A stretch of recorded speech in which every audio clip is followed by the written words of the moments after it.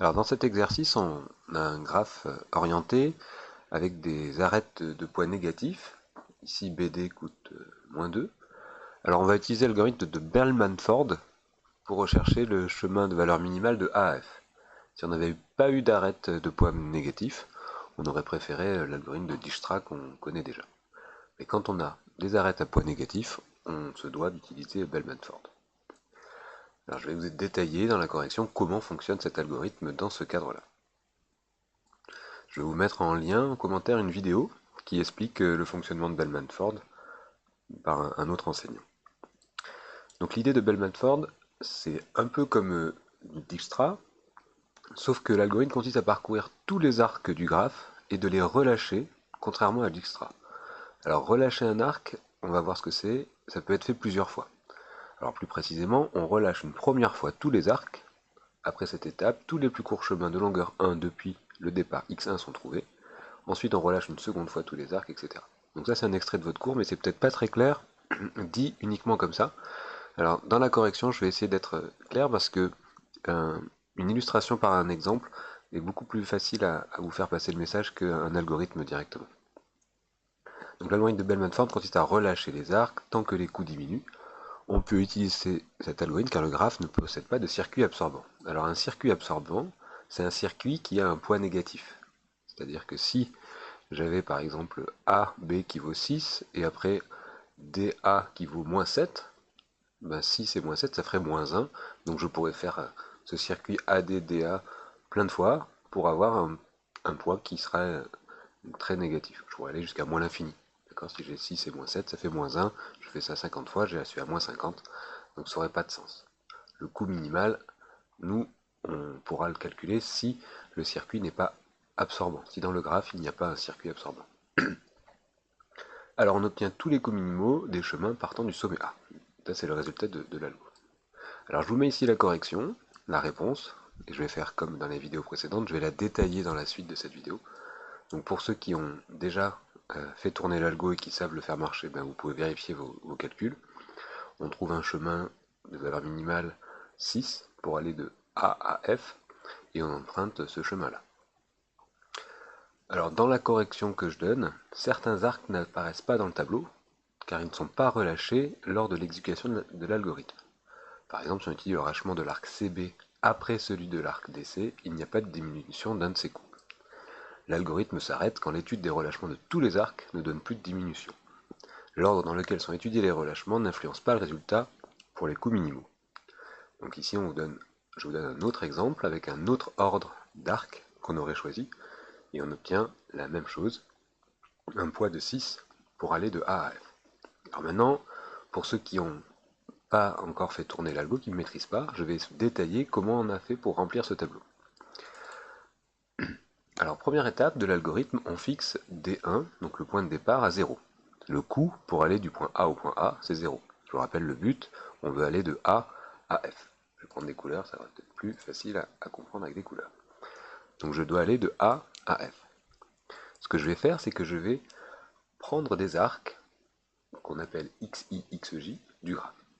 Je suis à la première étape, j'ai mis D1 à 0 et je mets tous les autres à l'infini. C'est ici, c'est cette petite boucle-là, qui est la boucle d'initialisation. Pour k allant de 1 à n-1, je vais considérer tous les arcs xi, xj du graphe et je vais relâcher xj, xj. Donc c'est-à-dire que je vais considérer le premier arc AD, je vais regarder ce qu'il m'apporte et ensuite je passerai à un arc suivant, je le relâche. Donc, je vous ai dit dans l'introduction que si on avait un circuit absorbant, c'est-à-dire que le coût du point, par exemple 3, s'il est plus grand que le coût du point 2 plus le voyage de 2 à 3, et on va avoir quelque chose qui va nous donner un résultat négatif.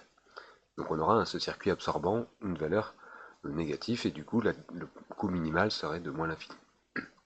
Donc on ne veut pas ça. Donc première étape, on considère l'arc AD. Donc AD, qu'est-ce qu'il me permet de faire? Il me permet d'aller au point D avec un coût de 6. Je vais vous montrer ça dans le slide suivant. Donc AD, il ne permet pas d'aller à B, donc D2 c'est l'infini, D3 c'est l'infini. Par contre, D4, la distance au point 4, c'est 6. D5 c'est l'infini, D6 aussi. D'accord. Donc là, avec l'arc AD, eh bien je n'ai modifié que la distance au point 4, donc qui vaut 6.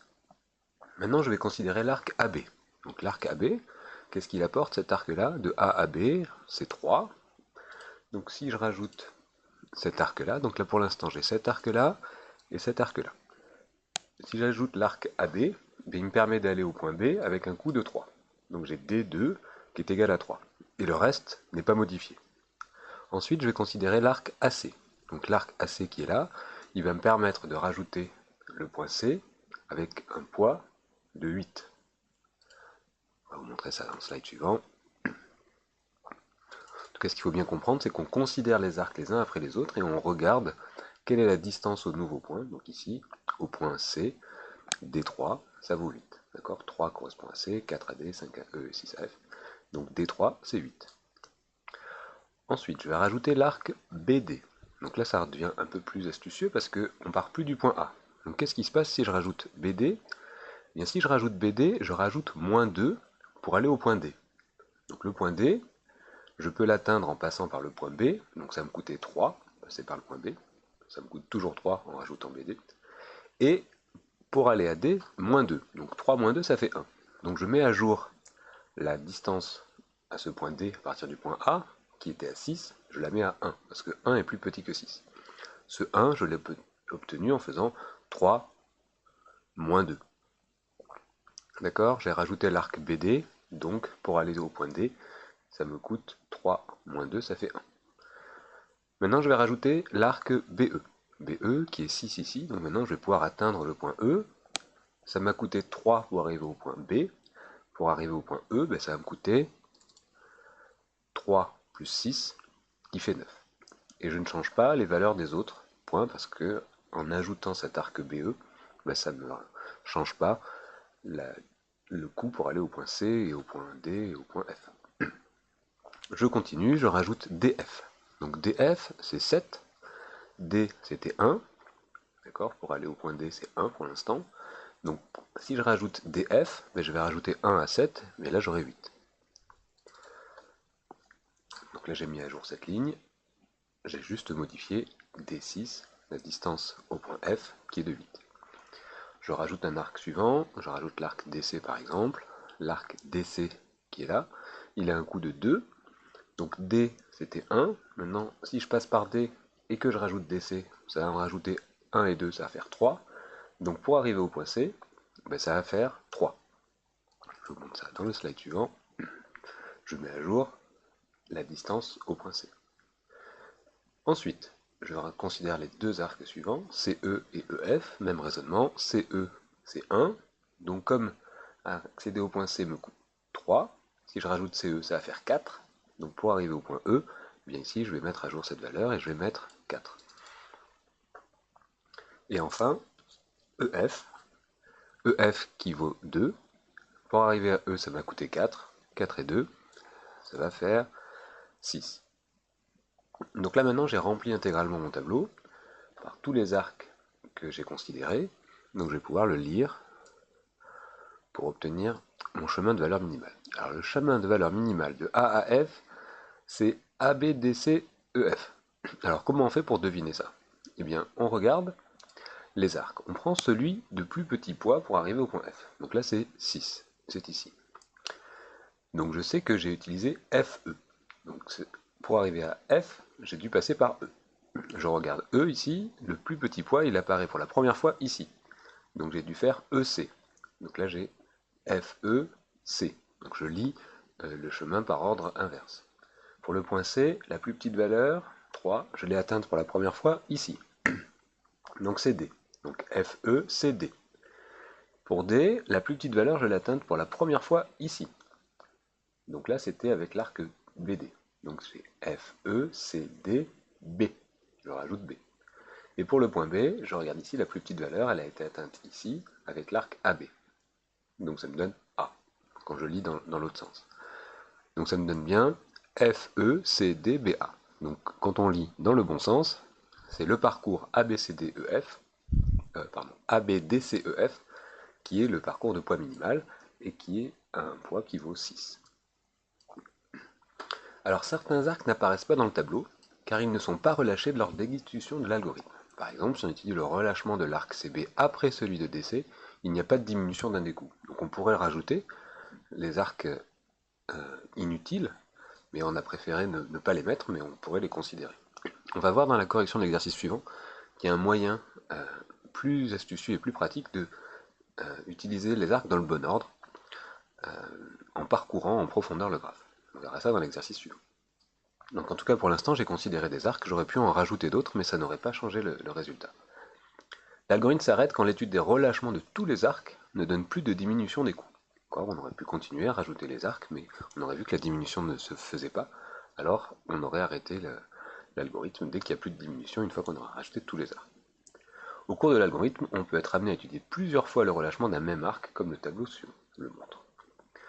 Maintenant, vous allez essayer par vous-même de faire avec cet ordre-là des arcs. AC, CB, BD, DF, BE, etc. Donc là, on a mis des arcs dans un autre ordre que celui qui a été choisi dans la première partie de cette correction. Je vais vous montrer ce que ça donnerait. Alors, AC, ça nous permet, donc là je vais aller plus vite parce que je crois que vous avez compris la méthode.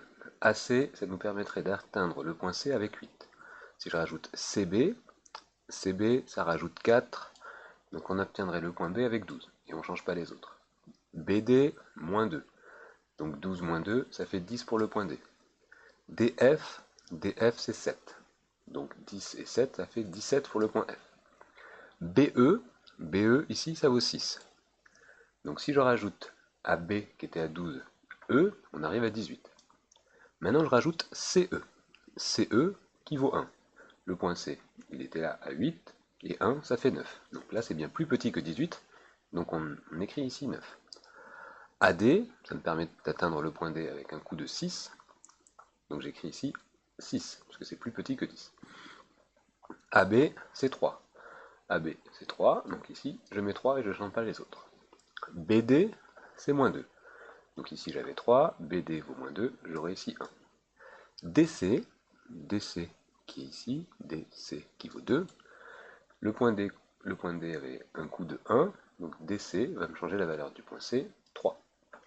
CE, CE ça coûte 1, pour atteindre le point C ça me coûtait 3, pour atteindre le point E ça fait 4. Et EF enfin, un coût de 2 ici, le point E m'a coûté 4, pour arriver au point F, 4 et 2, ça fait 6. D'accord, donc le choix de l'ordre des arcs influe le déroulé de l'algorithme, mais n'influe pas le résultat final de celui-ci.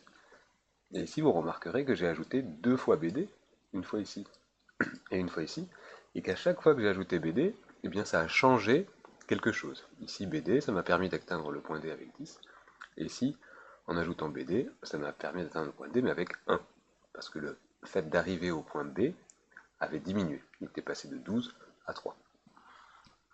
Voilà, donc on verra plus en détail comment choisir de manière optimale le choix de l'ordre des arcs ici.